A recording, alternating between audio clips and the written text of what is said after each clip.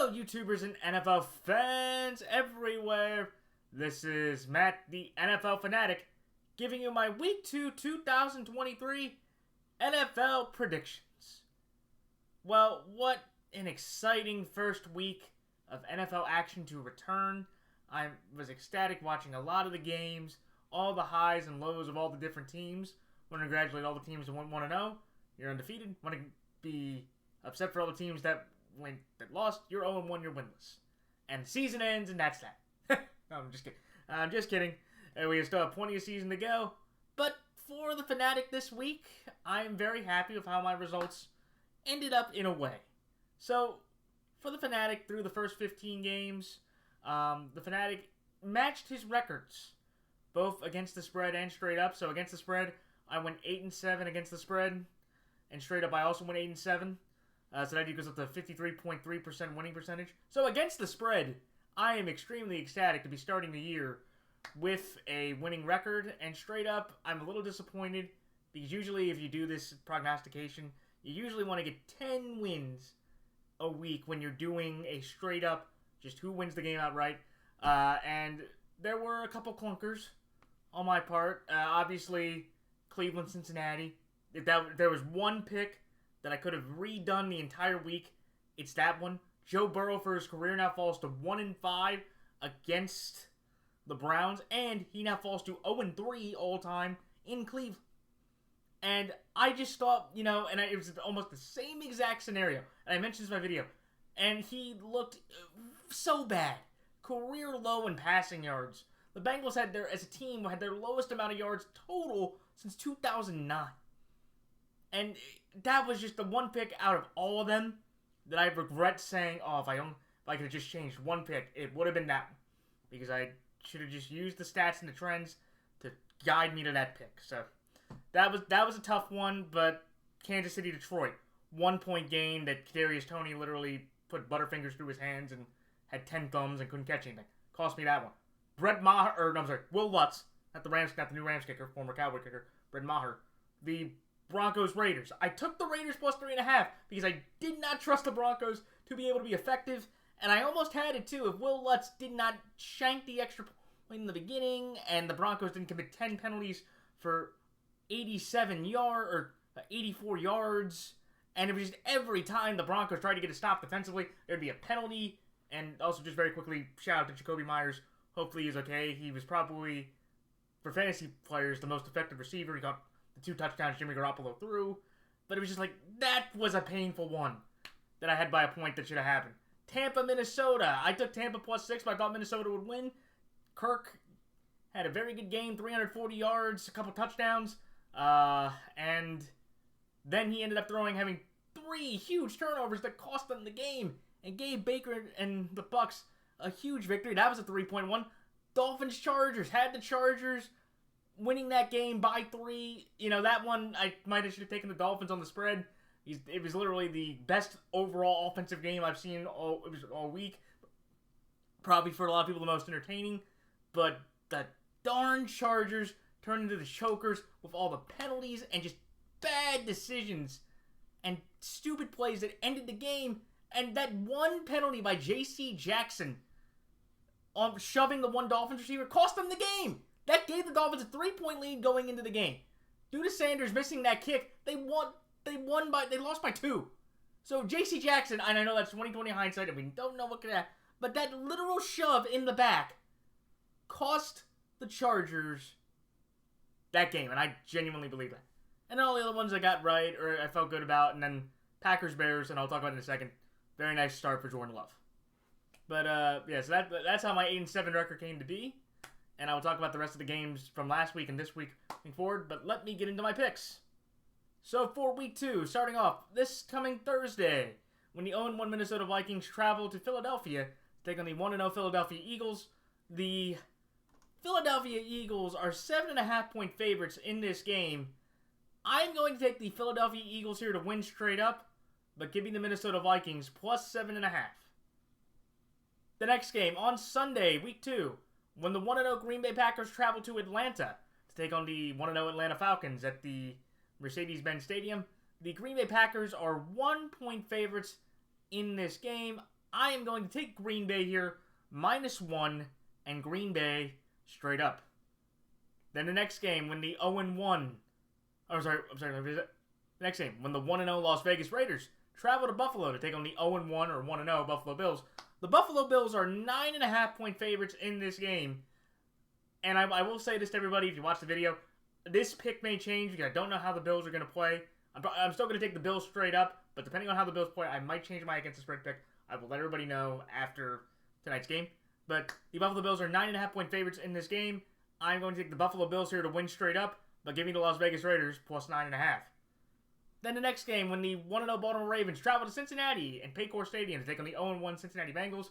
The Cincinnati Bengals are 3.5-point favorites in this game. I'm going to take Baltimore here plus 3.5, but I'm going to take Cincinnati straight up. Then the next game, when the 0-1 Seattle Seahawks travel to Detroit to take on the 1-0 Detroit Lions. The Detroit Lions are 5.5-point favorites in this game.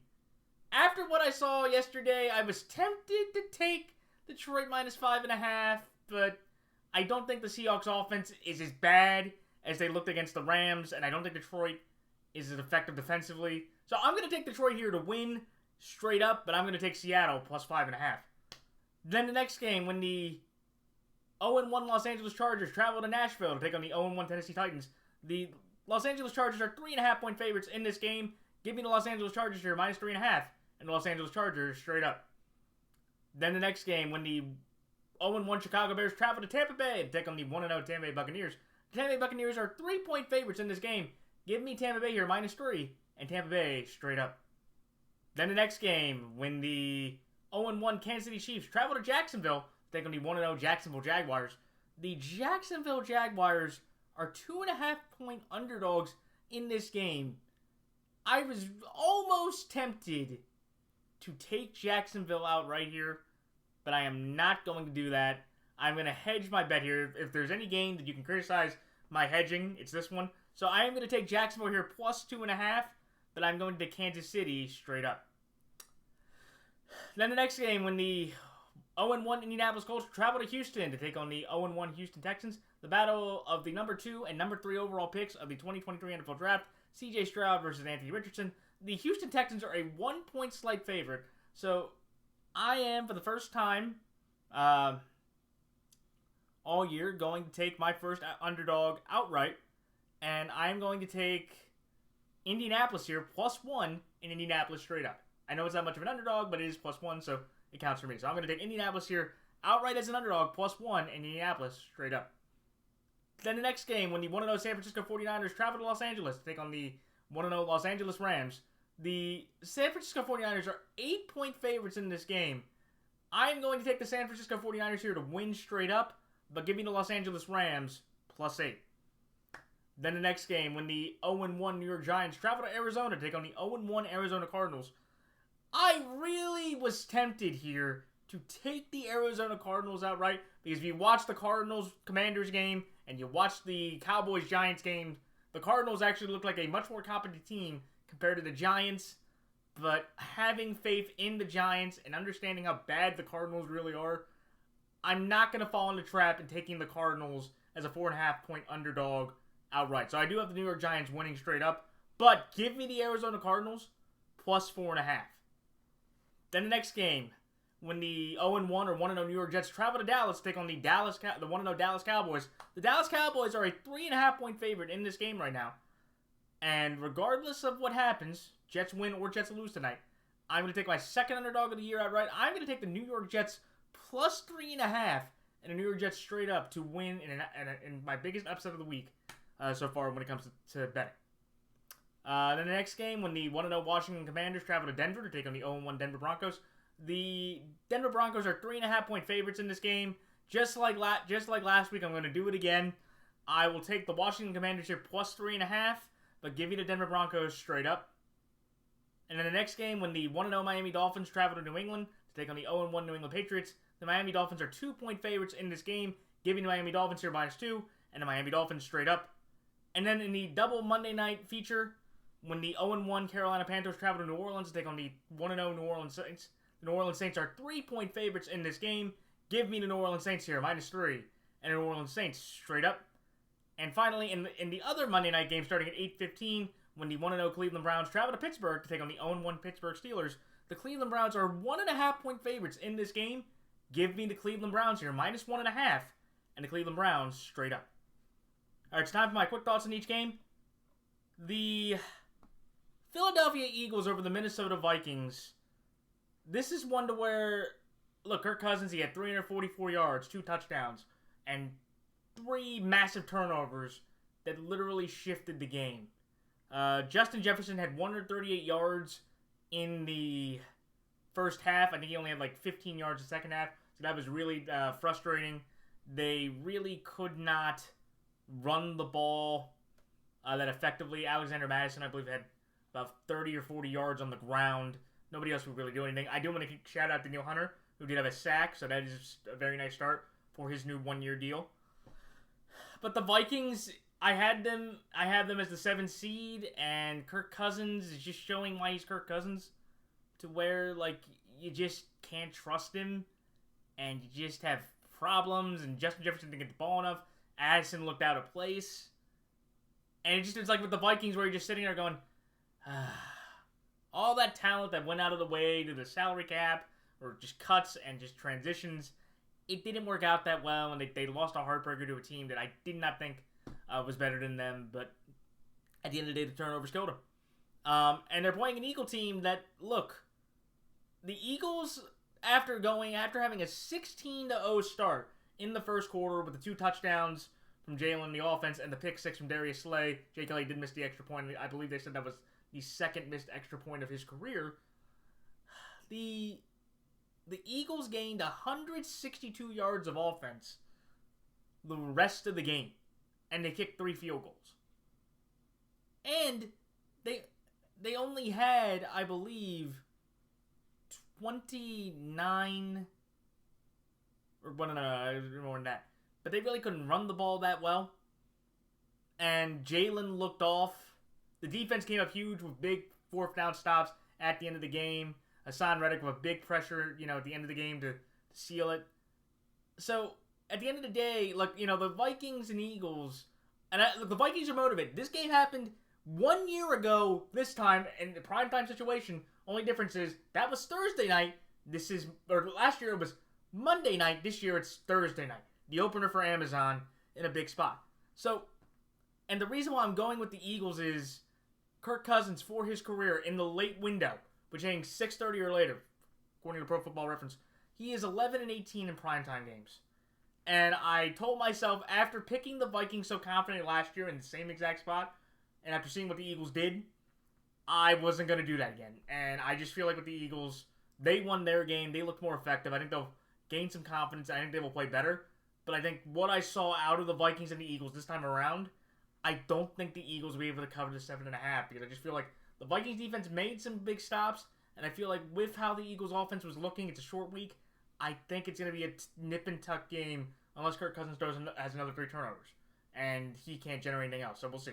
Also, they had a big injury to Kobe Dean, one of their great linebackers. He has a foot injury, and that's a bit of a downer there, but I think that's going to be big as well. But they're signing the former Titan linebacker, Rashaan Evans, to their practice squad, so he'll probably get elevated by Thursday. So, again, this should be an interesting game. I think the Eagles are the better team, and I'm just going to take the confidence of the Eagles and the trust of Kirk Cousins in prime time to fail. But that's why I have it at 7.5, because of the difference in what I saw, where the Vikings were competitive and better all around, but the Eagles were much more competitive against the Patriots, which is a little bit more concerning just based on where I had these teams last year. So that's why I like Philadelphia to win straight up, but Minnesota plus 7.5.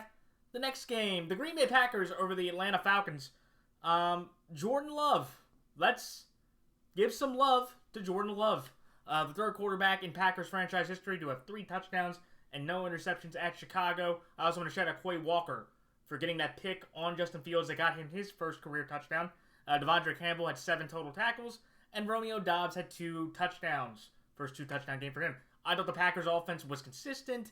I thought Jordan made some very good, simple throws down the field. I believe he only went 14-25, so the accuracy, that's a little concerning, but he threw for, about 250, 3 touchdowns, had no turnovers. Was very impressed by that. I was like, okay, that's something that if you look at those 2 quarterbacks, the quarterback that was starting his second ever game versus the guy in Justin Fields who started about 27 of them, he looked better, comfortable, more consistent, and that's what I was banking on. And Atlanta, and here's why I'm taking them over Atlanta. Atlanta did a nice job. First win, snapped a 5-year streak of having a losing opening day. 5 straight years the Falcons lost on opening day, and it's the first time actually since 2017 the Falcons actually have a winning record for the first time in 5 years. And I want to shout out Desmond Ridder. He's leading the league in completion percentage at 83.3%. But if anybody that watched that game would tell you, he was throwing little tiny powder buffs, little small, very tiny little balls, not going that far. He threw for 118 yards. And that's why I can't do it. Like, I saw Jordan Love and Desmond Ridder, and I'm like, even though there is the Aaron Jones injury, I know Jordan Love can at least push the ball a bit further down the field. And remember, they didn't have Christian Watson either, which is big. I don't know if he'll play this week with his hamstring, but that was a big impressive thing as well. Their number one receiver was not there. And I also was just concerned with Drake London the whole game. Drake London did not catch a football, and Kyle Pitts was very inept until the end, where he basically made the game-winning catch. It's one of those things that, could Ridder and the Falcons cause more problems defensively for Jordan than the Bears? Absolutely, because the Bears' defense, besides the Giants' defense, was the worst in the league yesterday. But I love what the Packers have defensively. I think the Packers' defense has more talent around them, and I think the Packers' offensive line should be able to hold up, and I think Jordan Love has enough ability to extend plays and make throws that I just haven't seen Ridder make. And I think Jordan and the Packers using that momentum will be a boost of confidence. And the Falcons have won 3 straight home games against the Packers over this series, so I do think Green Bay gets off the schneid with that one as well, just because I feel like Jordan Love, when I saw out of his first official game in that system, looks better and more competent, and I think we'll have enough talent, even at the running back spot with Jones going down, to beat the Falcons in a very interesting game between two very young quarterbacks entering their 4th or 5th starts together. Love entering his 3rd, and Ridder entering his 6th. So that's all I like Green Bay here, -1, and Green Bay straight up. The next game, the Buffalo Bills over the Las Vegas Raiders. This one, to me, it's where, look, the Raiders, I got to give the Raiders offensive line credit. They did not give up a sack against a decent Denver pass rush. Jacoby Myers had 2 very nice touchdowns with the game-winning score, though he had to leave the game due to concussion due to a late hit from Kareem Jackson. And also for the Raiders, in classic Raider fashion, they had 10 penalties for 97 yards. So it definitely was a sloppy game from both teams on both ends, but I thought Jimmy played an efficient game, 200 yards, 2 touchdowns, a very bad pick to Kareem Jackson, but he was able to rebound from that, and they were able to basically grind out the last 5 minutes of the game, and I was impressed. And they also, remember, they did not have Chandler Jones, which I thought was very big in the grand scheme of things. However, the reason why I'm going with the Buffalo Bills, regardless of what happens with the Jets, unless, Josh Allen or Diggs or both of them get hurt, unless anything significantly drastic happens, I'm taking the Buffalo Bills because they are just clearly a better football team. They have a more dynamic quarterback. They have a respectable offensive line. Chandler Jones still wasn't there. That secondary had some very bad spots. The running game will be kind of interesting because they were able to kind of shut down the Broncos' running game to an extent. But the Bills have a kind of a weaker running game, so that'd be kind of an interesting argument there. But I think the Bills are more disciplined. The Bills are going to have more talent around them. I think the Raiders' defense is going to be in for a much scarier and unique challenge playing the Bills' offense compared to the Broncos' one. And I think that the penalties and the inconsistencies of that will kind of bite them in the rear end against the Bills, unlike it did against the Broncos, because the penalties essentially canceled themselves out. Also, even though, again, this is a conference matchup, they don't really play each other that often. The last time the Raiders franchise won a game in Buffalo, you have to go back to October 6, 2002, the last time the Raiders went into Buffalo and won a football game. So, I'm going to take the Raiders plus 9.5 because I was impressed enough, and I don't know what I've seen out of the Bills yet because I'm doing this video today instead of tomorrow. So I don't really know what to expect out of the Bills. So like I said, I could change my pick if the Bills, the spread pick, depending on how the Bills do, and I will, like I said, leave an update for that. But I don't genuinely know, like, how with the Raiders they can correlate that playing a more stout defense, a more loaded defense, and a much better, consistent, all-around team compared to the Broncos, who are respectable, but there was a reason why I took the Raiders plus 3.5 because I thought they were more evenly matched. I don't see the Bills and Raiders as evenly matched teams on paper, and I think that's why I have the Bills winning. I'm going to take the Raiders because I respected what they did, and the Bills with Josh Allen and his turnovers, he definitely can get them back into the game to keep it within that 9 points because Jimmy doesn't turn it over that much. But I'm going to take Buffalo here. Home field advantage, confidence of roster, and I just think the Raiders it's going to be much harder for the Raiders to try to move the ball, and I think it could be snowballing for Jimmy Garoppolo, that if it comes down to a shootout type game, Josh Allen can make plays that Jimmy Garoppolo just can't. So that's why I like the Buffalo Bills here to win straight up at the Las Vegas Raiders plus 9.5. The next game, the Cincinnati Bengals over the Baltimore Ravens. This one to me is something to where you have to, as a Ravens and Bengals fan, objectively both ways, don't look at week 1 as this whole microcosm of the year. Okay? So Joe Burrow did, even though he played much better, he had a bunch of turnovers himself.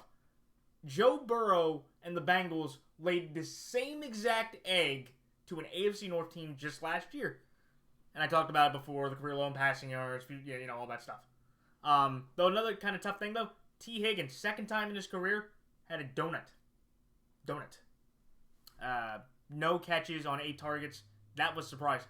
And that's what I'm saying. The Bengals, I think they're a better team than they projected, but I do think it's tough because it definitely shows the rust that Joe Burrow had from basically only a couple weeks of practice.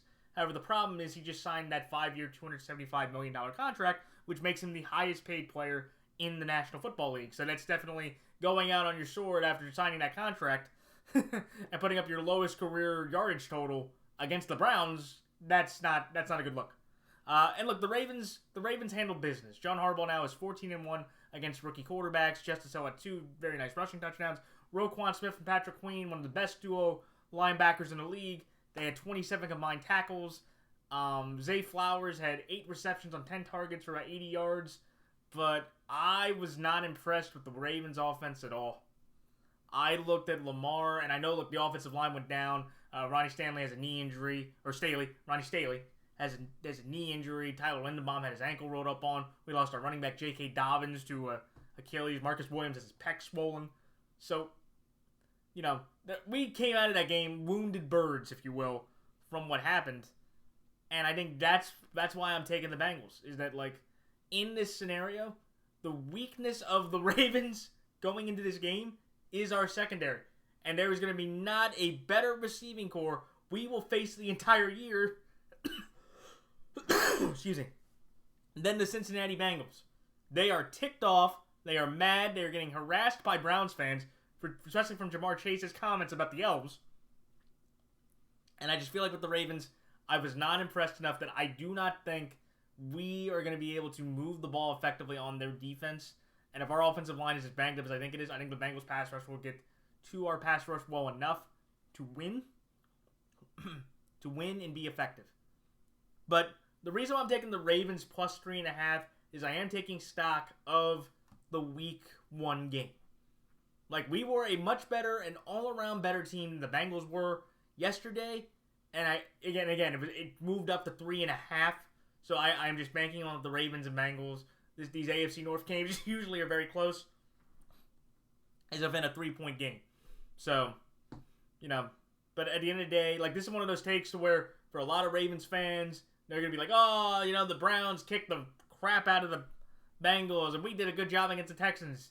Yeah, I know, but that was 2 different levels of competition, and the Texans' strength in offense is not the Bengals, and the Bengals' strength in offense with their receivers against our banged-up secondary is going to be a massive problem that I do not think we'll be able to solve this time around. Though the Ravens fans will say, we have played them tough last year with our third-string quarterback, and we played them tough without Lamar in the playoff game where if Tyler Huntley doesn't jump over, but that's a different story, we could have won that game. But so this is one of those things that for me, as the Fanatic, I'm telling you, do not sell your Bengals stock and do not buy into the Ravens stock nearly as high for this game.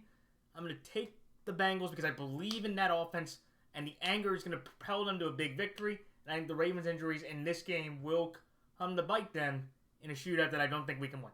So that's why I like the Cincinnati Bengals here straight up at the Baltimore Ravens plus 3.5. The next game, the Detroit Lions over the Seattle Seahawks.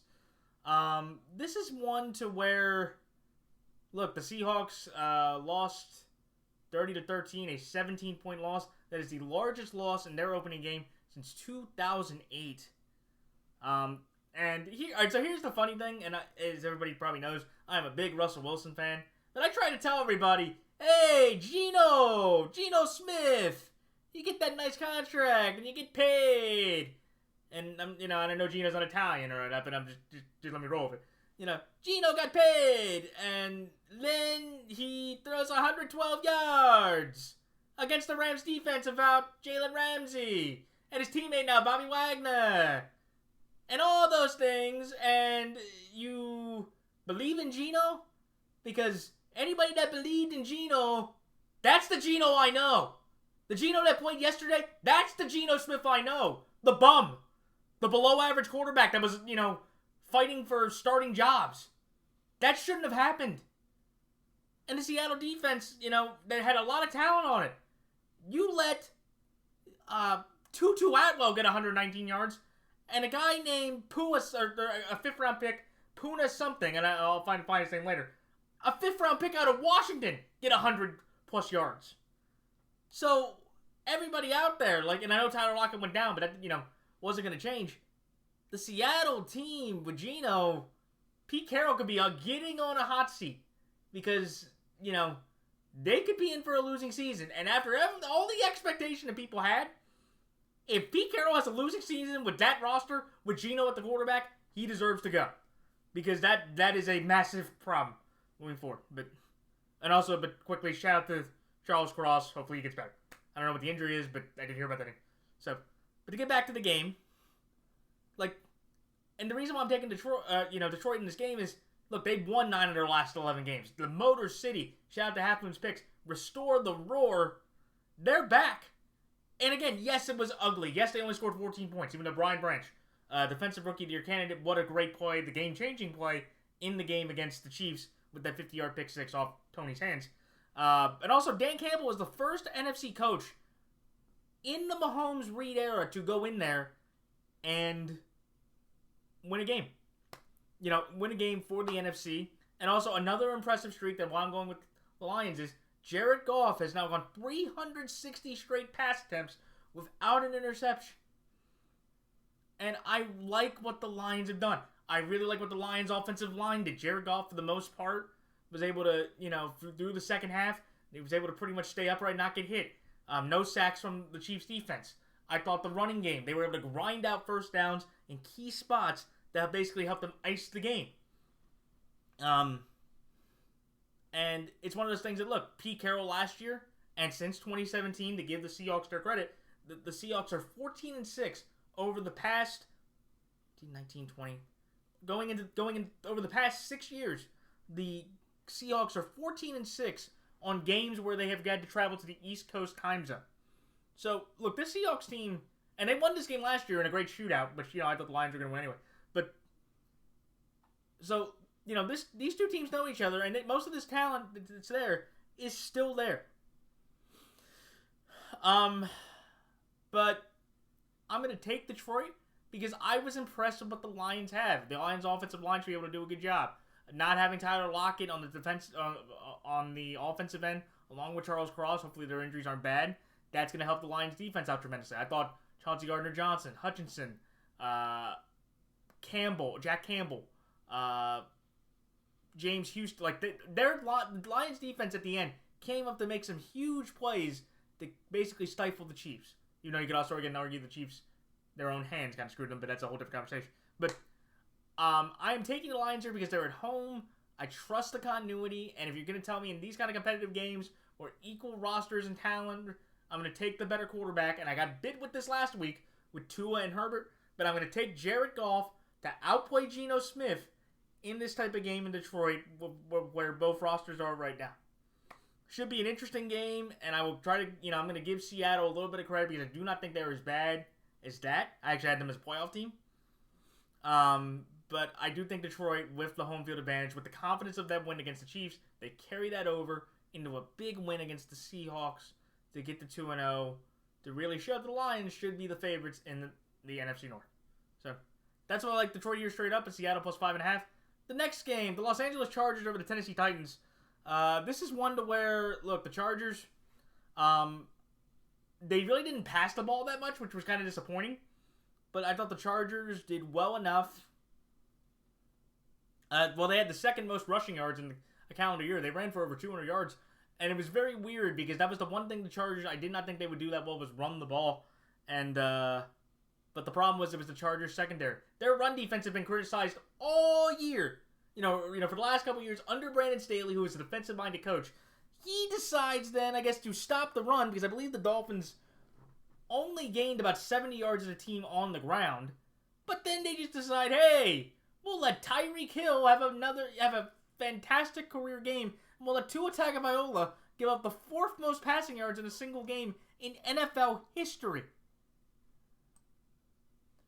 So, that's my concern for that. And like I mentioned at the beginning of the video, the penalties killed them in this game.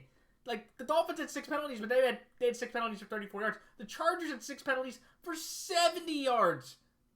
So, that's almost, over 10, 11 yards more. That's like 3 more yards per play that they gave up penalties for. And, so, at the end of the day, as much as I like Brandon Staley, and I defended Brandon Staley getting this year, he's on the way of getting out. Because after watching that performance, looking at how undisciplined they were, looking at how awkward it was, that guy's probably going to get fired.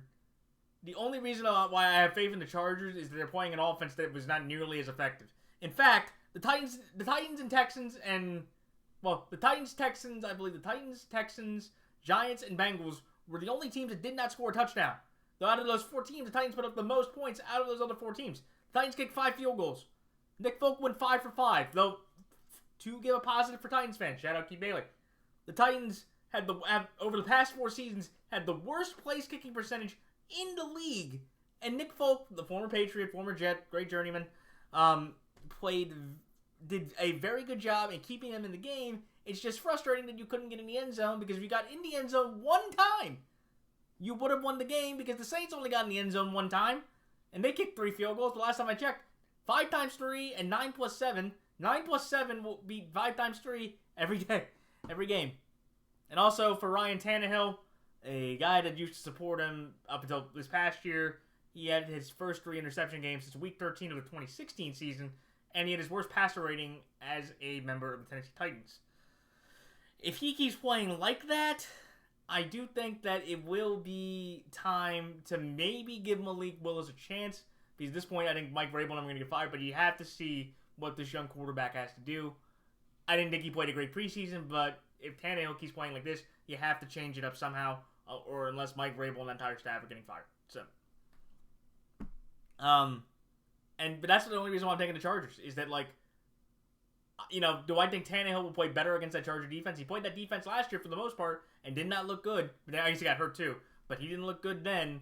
And I just think with the lack of weapons they have, and if they just stuff the run with Derrick Henry, and JC can play okay on DeAndre Hopkins, because that's where basically Tannehill was doing the whole game, was force-feeding Hopkins, I think the Chargers easily win this game with the offense that they showed that I don't think the Titans can stop. So that's all I like the Los Angeles Chargers here, -3, and the Los Angeles Chargers straight up. The next game, the Tampa Bay Buccaneers over the Chicago Bears. This is one to where I am taking Tampa Bay because after what I saw out of the Bears defense gave up the second most points this week in the league, and for Matt Eberflus, a defensive coach, That's pathetic. He's a defensive-minded coach, and he can't get his side of the ball right at all. Now they've lost 11 straight games. Justin Fields went 24 of 37, 216 yards, a TD interception, and a fumble. And I just wasn't impressed. DJ Moore had 2 receptions for 25 yards. They really couldn't run the ball effectively. Justin Fields was their leading rusher, about 59 rushing yards. And it's something to where, like, I watched that Bucs team. I watched that Bucs defense. And I'm like, okay, that's something that you could copy. And I would tell anybody, and, tell me when I'm telling lies. I appreciate that reference. Out of week 1, the most impressive team I saw in that division was the Tampa Bay Buccaneers. They were the best team on both sides of the ball. I guess sans their running game. Their running game should improve a bit. That was in that division. And I honestly do think that Tampa Bay, with how bad the rest of the NFC looked or kind of showed, they have to be in that conversation for a wild card spot. I think they actually could get a wild card spot with how Baker played, what I think could be sustainable, and what they have offensively, defensively around them to be effective. So, also Tampa has, through the first week, I'm just, pointing this out here, the Tampa Bay Buccaneers do have the best rush defense in the league. So I think, going up against a mobile quarterback like Fields, I think that they'll be effective enough to slow him down. I think the offensive line did a very bad job. And I think that Bucs pass rush should do a good enough job of generating a consistent amount of pressure on Justin Fields to make him struggle and run around. And I just look at this game and go, I think, Baker and that team should be efficient enough, again, against a very porous Bears defense, to win this game by a field goal. Could the Bears be competitive? Sure. There were moments in the game where, Justin Fields made a big throw to Darnell Mooney, and then they got the 2-point conversion, and everybody was ecstatic. And then you realize, they're still the Bears, and Justin Fields, for all the Fields believers in there, he's not that guy. You heard it from me. You heard it from me first. Justin Fields is not that guy. He's not going to get his option picked up. And with the way this season is going for the Bears, they're going to have to blow it up offensively, or coaching-wise and offensively, in order to reset, because Justin Fields is about to be, in my opinion, the way the season's projecting and going, he's about to be considered a bust and the third worst quarterback in his draft class, and which is saying something, because I would say this right now. You might call me a hot take artist. I'm taking Mac Jones over Justin Fields. But yeah, I'm going to take the Bucs here. Baker's been more efficient, has more talent around him, stronger offensive line, and I just trust the Bears defense to not be able to match up well against that Tampa Bay offense, especially through the air. So that's why I like Tampa Bay here -3 and Tampa Bay straight up. The next game, the Kansas City Chiefs over the Jacksonville Jaguars. This is a game to where it's all dependent for me on tight end Travis Kelce. Travis Kelce returning after what I saw from the Jags defense. I think Kelce with Mahomes on offense, understanding the importance of getting a victory over a good Jags team that was in a dogfight against Indianapolis that people did not expect. And look, for the Chiefs, it was a big moment because that was the first time in Patrick Mahomes' career he lost in week 1. And Kadarius Toney, who should be the GOAT, and not the greatest of all time, but the other GOAT, for losing the game, he had 4 drops, which actually tied him with Travis Kelce for the most drops by a Chiefs receiver option in a game through the Mahomes era. So that's disappointing. But it's at the end of the day, I feel like Travis Kelce should help enough offensively that I think they should be able to overpower a Jags defense that made Anthony Richardson look very effective. Anthony Richardson was the youngest quarterback to have a rushing and passing touchdown at 21 years old. And very quickly, to give another shout out to the Jags, kudos to Calvin Ridley, 8 receptions for 101 yards in his team debut. And also for the first time in 5 years, the Jags won a game in Indianapolis. But the reason why I'm taking the Chiefs is because of Travis Kelce. If he comes back, he should be able to be that third down, guaranteed security blanket to move the chains down the field against the Jags defense that I didn't think looked that impressive. Though Josh Allen, the other Josh Allen, not the quarterback, the defensive end, did have a career high in sacks at 3. But it's one of those factors to where I think that's why I took the Chiefs straight up based on the hopeful return of Travis Kelce. The reason why I took the Jags plus 2.5, the loss of Chris Jones. Travis Etienne had 71 yards rushing. I thought that was very impressive, but you have to be very careful about that, and that's why I would tell everybody it's kind of a trap game because the Jags can run the ball with Etienne with the offensive line they had, though if anybody can tell me about Brandon Scherf, who I believe left the game, which is a big injury, that's going to be a big difference. So, again, the reason why I'm taking the Chiefs straight up, I believe the Kelce return should be enough offensively to overpower them against the Jags defense that look very suspect, but I'm going to take the Jags on the line because I'm going to take the Chris Jones impact and say the Jags can win that game if they chew the clock, run the ball, and they can get a few more stops that the Chiefs can't. So, that's why I like Jacksonville here plus 2.5. I can't say straight up. The next game, the Indianapolis Colts over the Houston Texans. This is one to where I am taking the better quarterback. Both these teams are young. Both these teams showed a lot of promise in their debut games. I want to shout out, though, to DeForest Buckner. First touchdown, that fumble recovery from Trevor Lawrence was the first touchdown he had since Week 10 of the 2019 season. Second career touchdown for Buckner as well. But the only reason why in this game, Colts-Texans, I'm taking the better quarterback. Both, I know Dameon Pierce is a better running back. The receiving cores are about even. But from what I saw from both teams, I'm going to trust Richardson to make a few more plays that Stroud can't. C.J. Stroud ended up going 28 of 44 for 242 yards, but no touchdowns, no picks. He got sacked 5 times. He took an absolute beating from the Ravens defensive line. I hope he's okay. That's tough. But it's just something to where, again, after week 1 in this kind of game, would I be surprised if the Texans won the game? Absolutely not. But at the end of the day, I was more impressed with Richardson than I was with Stroud, and I think that's going to win me over to take the Colts to win this game. I think Richardson kind of builds off it, and I just think Richardson can make a few more dynamic plays that Stroud can't. And also, Houston has not won 7 of the last 9 games against the Colts in this series.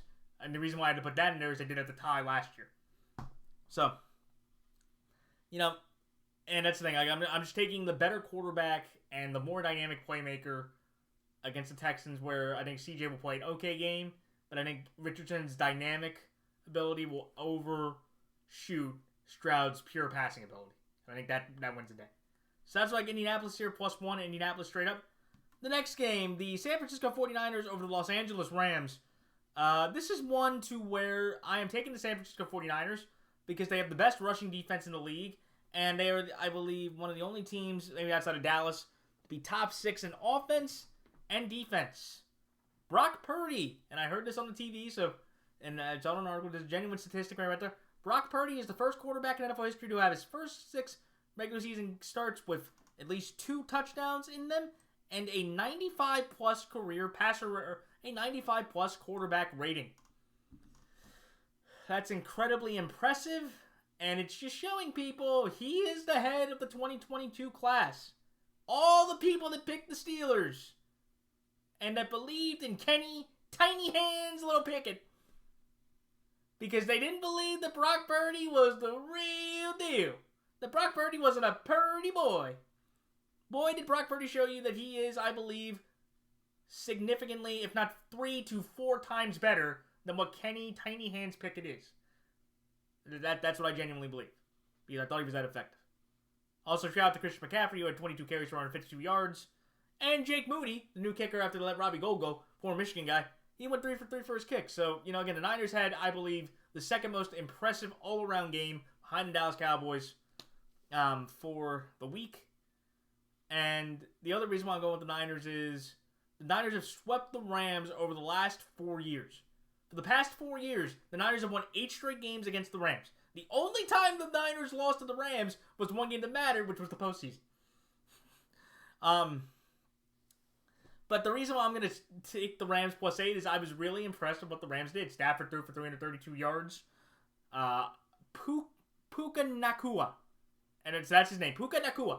5th round pick out of Washington. 119 yards receiving. Tutu Atwell, 119 yards receiving.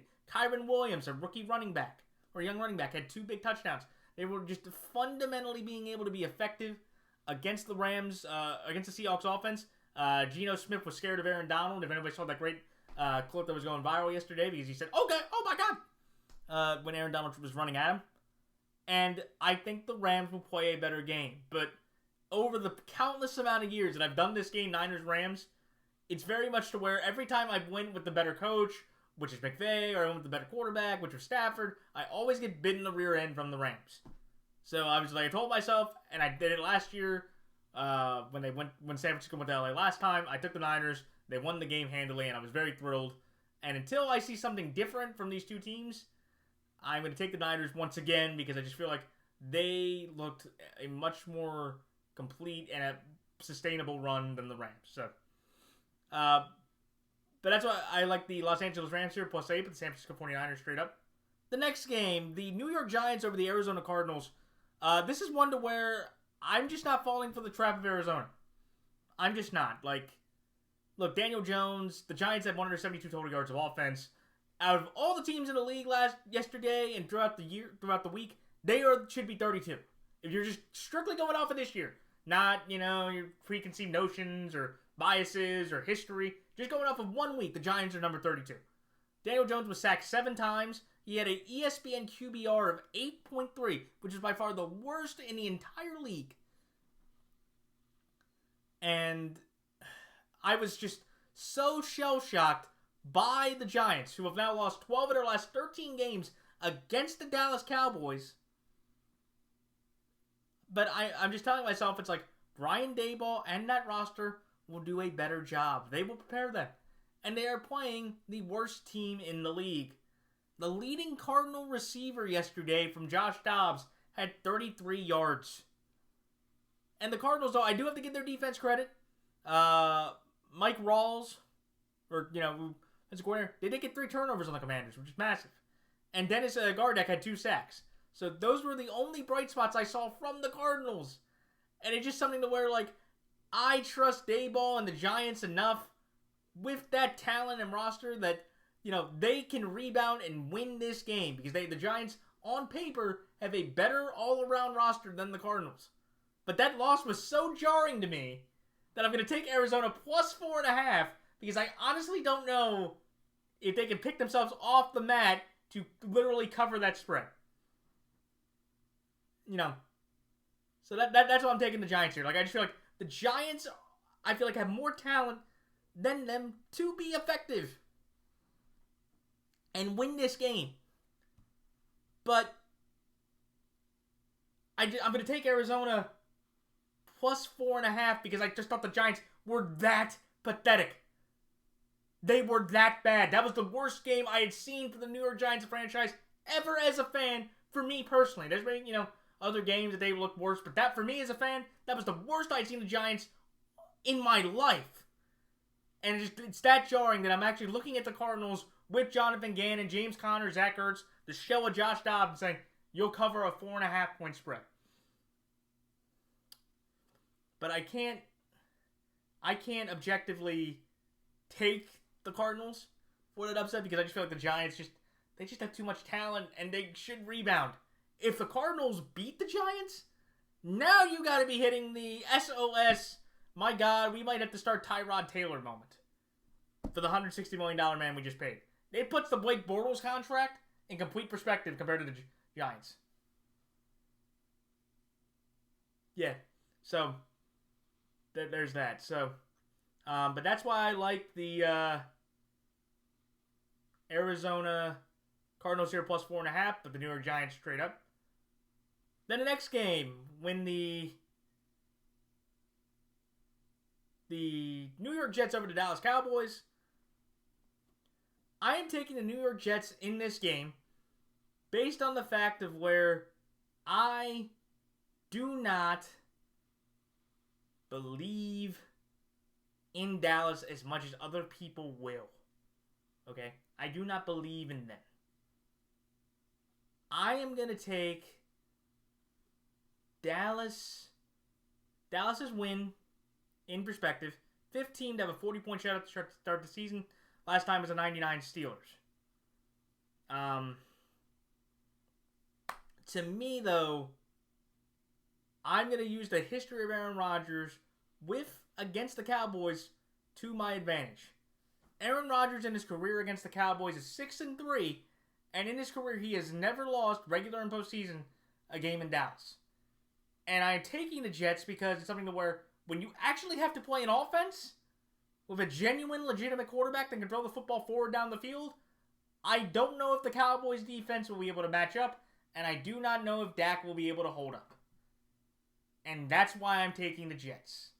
It's like, look, Dallas, to me, showed they're the third best team in the NFC. Hands down. Niners and Eagles, 1 and 2, that's fair. You can set that, forward. They're number 3. And you could argue, they're number 1 definitely after this week. We're just talking this year. But I just do not think Dallas is that dominant. I thought that was more bad Giants. And I think with the history of the Jets, with that offense, and again, I think it's a great play, between the Jets plus 3.5. And again, we'll have to see how they look against the Bills. But even if they lose against the Bills, I'm still going to take the Jets because I believe the Jets going against the Cowboys are going to be really feeling themselves. And I think the Jets are going to show that, they're different. So, also the last time the Cowboys played the Jets, Sam Darnold beat them in a pretty embarrassing game. So, that's why I like the New York Jets here, plus 3.5, and New York Jets straight up. The next game, the Denver Broncos over the Washington Commanders. The Washington Commanders defense did a fantastic job. They held the Cardinals offense to 93 yards and forced a turnover in the second half, and Sam Howell had 2 total touchdowns. And essentially, the argument for me with this one is the same exact one I made for the Raiders. I was wrong about that one. That's why I took Washington plus 3.5. I just don't think Sam Howell can do enough with that offense, and I thought Sam Howell played an okay game. He had a couple big turnovers in the end, but the Eric Bieniemy era of in Washington did not go off to a great start. To me, I'm just going to trust that Russell Wilson and them, with their offense, how efficient it was, I think they'll be able to make a few more adjustments, and I don't think they're going to commit 10 penalties for 83 yards, which killed them. Could the Commanders win this game? Sure. I think the Commanders have some better offensive talent, and that Commander defense, on paper, is very much more better than the Denver defense currently on paper. But at the end of the day, I feel like with Russ and that team, I think Russ, if they clean up the penalties, they should be able to play a little bit more efficient and clean game compared to Sam Howell, who's going into his 3rd career start in Denver, Colorado. Like, Jimmy Garoppolo is a good veteran. And it's one of those things to where when I look at what the Denver Broncos did, I feel like if the Commanders have those kind of stumbles that they did against the Cardinals, the Broncos should be able to take care of that and win the game, at home to get to 500. If the Broncos lose, now you have a problem with the Broncos that it might be time to say we might have to start thinking about the future beyond Russell Wilson, even though they technically can't. But the perspective of Russell Wilson will definitely change, in my opinion, with a loss like this, if it happens. So, it should be an interesting game, but again, same scenario. Broncos at home. I think they'll win the game because of Russ's play. I just think but I'll take the Commanders on the spread because I just don't know if the Broncos can close. So, that's why I like Denver here straight up, with Washington plus 3.5. The next game, the Miami Dolphins over the New England Patriots. I'm taking the Miami Dolphins because of that offense. Tyreek Hill, 11 receptions for 215 yards. The Dolphins had 3 turnovers through the game, and they still won the game. Nobody else on the Dolphins had more than 3 or 4 more receptions, but it's one of those things to where with the Dolphins, I've seen the Dolphins play incredibly well, and Tua has shown with that talent that he can be an efficient game manager, and he has phenomenal anticipation throwing to Hill and Waddle, which is very evident. And they had an okay job running, and I think the Dolphins defense at the end got some big stops that were significant. The Pats, what I want to say is, like I said earlier, they stopped the Patriots stopped the Eagles for only 163 total yards of offense the rest of the game after taking the 16-0 lead, and Kendrick Bourne had 64 yards and 2 touchdowns. Very nice. But I'm going to take the Dolphins here just because I feel like that defense should do a pretty good job against the Patriots offense because it's not nearly as dynamic, and I trust the Tua with the weapons he has and, the style, and hopefully they get Teron Armstead back, that two in them.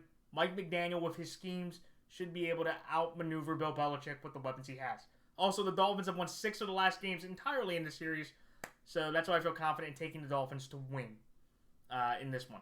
That's why I like Miami here, -2, and Miami straight up. And the final 2 games, the New Orleans Saints over the Carolina Panthers. I'm going to take the New Orleans Saints because it's the same exact reason of the Panthers. Bryce Young did okay for his debut, but there wasn't anything in Carolina that said to me, okay, that's a good enough football team to beat the Saints, who, by the way, only kicked 3 field goals themselves. They only ran for 69 yards as a team. Demario Davis did have 10 total tackles, and Chris Olave had 8 receptions for 112 yards. Very nice. And when I look at the New Orleans Saints and Carolina Panthers, this game could be a lot closer than people think, just because of how inept the Saints looked offensively. Derek Carr threw about 300 yards, but only had 1 touchdown. And, Bryce Young, there were some decisions from the immortal Frank Reich that once again he went over aggressive and failed and screwed them out of points at positions that could have changed the momentum of the game. And the Panthers defense, I'm just saying, let's give their defensive staff credit. They only gave up 220 yards on defense.